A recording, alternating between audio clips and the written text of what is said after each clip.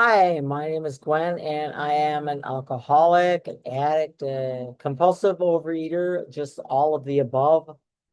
And this is part of the big book that has been not really looked at a whole lot. So I thought I would read each story and record it and post it. So here we go. This is Chapter 1, Alcoholics Anonymous, number 3. Pioneer member of Akron's Group Number 1, the first AA group in the world. He kept the faith, therefore, he and countless others found a new life. One of 5 children, I was born on a Kentucky farm in Carlisle County. My parents were well-to-do people, and their marriage was a happy one. My wife, a Kentucky girl, came with me to Akron, where I completed my course in law at the Akron Law School. My case is rather unusual in one respect. There were no childhood episodes of unhappiness to account for my alcoholism. I had seemingly just a natural affinity for grog. My marriage was happy, and I never had any reasons, conscious or unconscious, which are often given for drinking. Yet, as my record shows, I did become an extremely serious case. Before my drinking had cut me down completely, I achieved a considerable measure of success, having been a city councilman for 5 years and a financial director of a suburb later taken into the city itself. But of course, this all went down the drain with my increased drinking.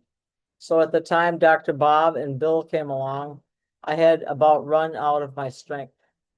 The first time that I had become intoxicated, I was 8 years old. This was no fault of my father or mother, as they were both very much opposed to drinking. A couple of hired hands were cleaning out the barn on the farm, and I was riding to and fro on the sled. And while they were loading, I drank hard cider out of a barrel in the barn. On the return trip, after 2 or 3 loads, I passed out and had to be carried to the house. I remember that my father kept whiskey around the house for medical purposes and entertainment, and I would drink from this when no one was about, and then water it to keep my parents from knowing I was drinking. This continued until I enrolled in our state university, and at the end of 4 years, I realized that I was a drunk. Morning after morning, I awoke sick and with terrible jitters, but there was always a flask of liquor sitting on the table beside my bed. I would reach over and get this and take a shot, and in a few moments, get up, take another, shave, eat my breakfast, slip a half pint of liquor in my hip pocket, and go on to school. Between classes, I would run down to the washroom, take enough to steady my nerves, and then go on to the next class. This was in 1917. I left the university in the latter part of my senior year and enlisted in the Army. At that time, I called it patriotism. Later, I realized I was running from alcohol. It did help to a certain extent, since I found myself in places where I could not obtain anything to drink, and so broke the habitual drinking. Then prohibition came into effect, and the facts that the stuff was obtainable was so horrible and sometimes deadly, and that I had married and had a job which I had to look after, helped me for a period of some 3 or 4 years, although I would get drunk every time I could get a hold of enough drink to get started. My wife and I belonged to some bridge clubs, and they began to make wine and serve it. However, after 2 or 3 trials, I found this was not satisfactory because they did not serve enough to satisfy me. So I would refuse to drink. This problem was soon solved, however, as I began to take my bottle along with me and hid it in the bathroom or in the shrubbery outside. As time went on, my drinking became progressively worse. I would be away from my office 2 or 3 weeks at a time. Horrible days and nights when I would lie on the floor of my home and reach over to get the bottle, take a drink, and then go back into oblivion. During the first 6 months of 1935, I was hospitalized 8 times for intoxication and shackled to the bed 2 or 3 days before I even knew where I was. On June 26, 1935, I came to in the hospital, and to say I was discouraged is to put it mildly. Each of the 7 times I had left this hospital in the previous 6 months, I had come out fully determined in my own mind that I would not get drunk again for at least 6 or 8 months. It hadn't worked out that way, and I didn't know what the matter was and did not know what to do. I was moved into another room that morning, and there was my wife. I thought to myself, well, she's going to tell me this is the end. And I certainly couldn't blame her and did not intend to try to justify myself. She told me that she had been talking to a couple of fellows about drinking. I resented this very much until she informed me that they were a couple of drunks, just as I was. That wasn't so bad to tell it to another drunk. She said, "You are going to quit." That was worth a lot, even though I did not believe it. Then she told me that these 2 drunks she had been talking to had a plan whereby they thought they could quit drinking, and part of that plan was that they tell it to another drunk. This was going to help them stay sober. All the other people who had talked to me wanted to help me, and my pride prevented me from listening to them and caused only resentment on my part. But I felt as if I would be a real stinker if I had not listened to a couple of fellows for a short time. If that would cure them. My wife also told me that I could not pay them even if I wanted to and had the money, which I did not. They came in and began to give me instruction in the program that later became known as Alcoholics Anonymous. There was not much of it at that time. I looked up and there were 2 great big fellows over 6 feet tall, very likable looking. I knew afterwards that the 2 who came in were Bill W. and Dr. Bob. Before very long, we began to relate some incidents of our drinking, and pretty soon I realized that both of them knew what they were talking about. Because you can see things and smell things when you're drunk that you can't other times. If I had thought they didn't know what they were talking about, I wouldn't have been willing to talk to them at all. After a while, Bill said, "Well, now you've been talking a good long time. Let me talk a minute or two." So after hearing some more of my story, he turned around and said to Doc, I don't think he knew I heard him, but I did.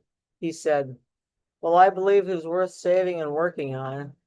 They said to me, "Do you want to quit drinking? It's none of our business about your drinking. We're not up here trying to take away any of your rights or privileges away from you. But we have a program whereby we think we can stay sober. Part of that program is that we take it to someone else who needs it and wants it. Now, if you don't want it, we'll not take up your time, and we'll be going and looking for someone else." The next thing they wanted to know was if I thought I could quit of my own accord without any help. If I could just walk out of the hospital and never take another drink. If I could, that was wonderful. That was just fine. And they would be very much appreciate a person who had that kind of power. But they were looking for a man who knew he had a problem and knew he couldn't handle it himself and needed outside help. The next thing they wanted to know was if I believed in a higher power. I had no trouble there because I had never actually ceased to believe in God and had tried lots of times to get help, but hadn't succeeded. Next, they wanted to know, would I be willing to go to this higher power and ask for help, calmly and without any reservations? They left this with me to think over. And I lay there on that hospital bed and went back over and reviewed my life. I thought of what liquor had done to me, the opportunities that I had discarded, the abilities that had been given me, and how I had wasted them. And I finally came to the conclusion that if I didn't want to quit, I certainly ought to want to, and that I was willing to do anything in the world to stop drinking. I was willing to admit to myself that I had hit bottom and I had gotten hold of something that I didn't know how to handle by myself. So after reviewing these things and realizing what liquor had cost me, I went to this higher power that to me was God without any reservation and admitted that I was completely powerless over alcohol and that I was willing to do anything in the world to get rid of the problem. In fact, I admitted that from then on, I was willing to let God take over instead of me. Each day I would try to find out what his will was and try to follow that, rather than trying to get him to always agree with the things I thought for myself were the things best for me. So when they came back, I told them. One of the fellows, I think it was Doc, said, "Well, you want to quit?" I said, "Yes, Doc, I would like to quit, at least for 5, 6, or 8 months until I get things straightened up or begin to get the respect of my wife and some other people back and get my finances fixed up and so on."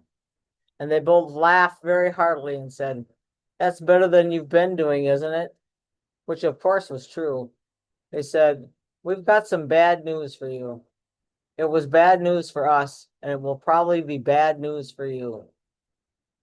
Whether you quit for 6 days, months, or years, if you go out and take a drink or two, you'll end up in this hospital tied down, just like you have been these past 6 months.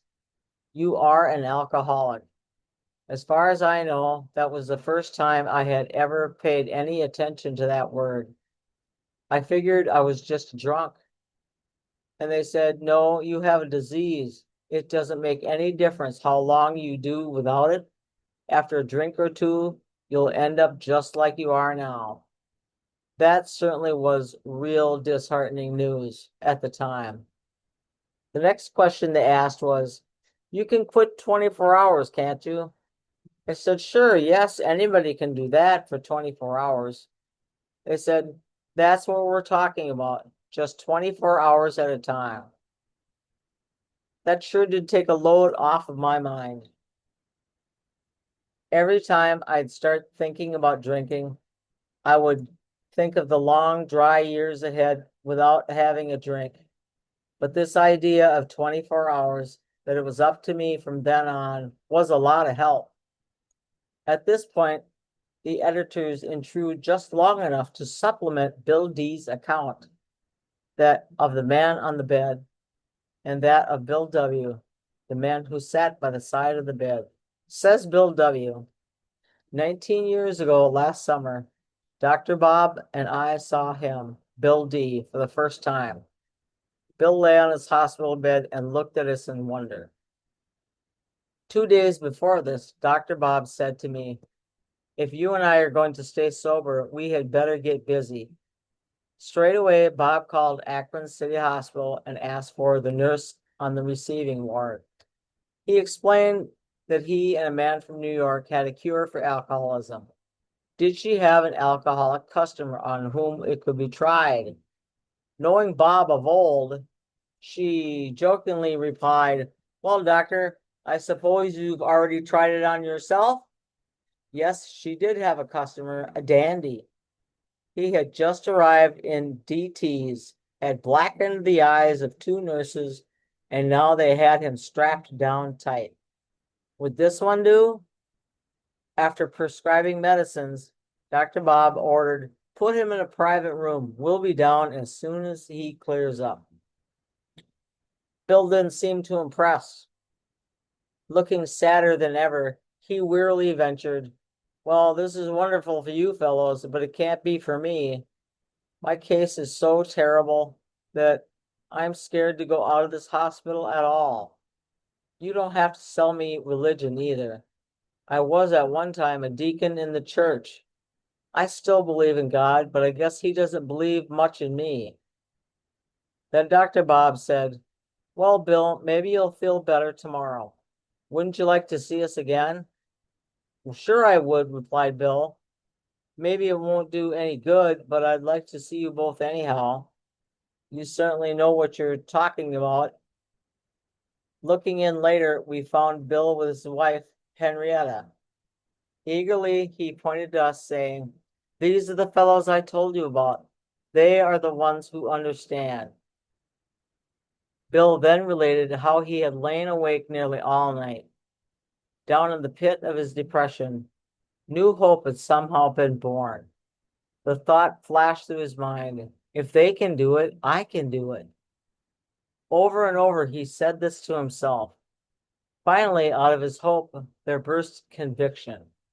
Now he was sure. Then came a great joy. At length, peace stole over him, and he slept. Before our visit was over, Bill suddenly turned to his wife and said, go fetch my clothes, dear. We're going to get up and get out of here. Bill D. walked out of that hospital a free man, never to drink again. AA's #1 group dates from that very day. Bill D. now continues his story.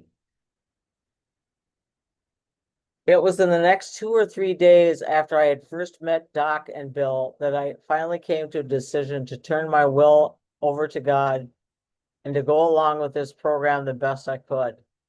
Their talk and action had instilled in me a certain amount of confidence, although I was not too absolutely certain. I wasn't afraid that the program wouldn't work, but I still was doubtful whether I would be able to hang on to the program. But I did come to the conclusion that I was willing to put everything I had into it with God's power, and that I wanted to do just that. As soon as I had done that, I did feel a great release. I knew that I had a helper whom I could rely upon, who wouldn't fail me. If I could stick to him and listen, I would make it. I remember when the boys came back, I told them, I have gone to this higher power and I have told him that I am willing to put his world first, above everything. I have already done it. I am willing to do it again here in the presence of you, or I am willing to say it at any place, anywhere in the world from now on, and not be ashamed of it.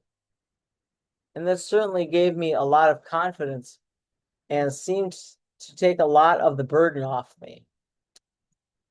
I remember telling them too that it was going to be awfully tough because I did some other things, smoked cigarettes and played penny ante poker and sometimes bet on the horse races. And they said, don't you think you're having more trouble with this drinking than with anything else at the present time? Don't you believe you are going to have all you can do to get rid of that? Yes, I said reluctantly, I probably will. They said, let's forget about those other things. That is, trying to eliminate them all at once and concentrate on the drink. Of course, we had talked over quite a number of the failings that I had and made a sort of an inventory, which wasn't too difficult because I had an awful lot of things wrong that were very apparent to me. Then they said, there's one other thing. You should go out and take this program to somebody else who needs it and wants it. Of course, by this time, my business was practically non-existent. I didn't have any. Naturally, for quite a time, I wasn't too well physically either. It took me a year or a year and a half to get to feeling physically well, and it was rather tough.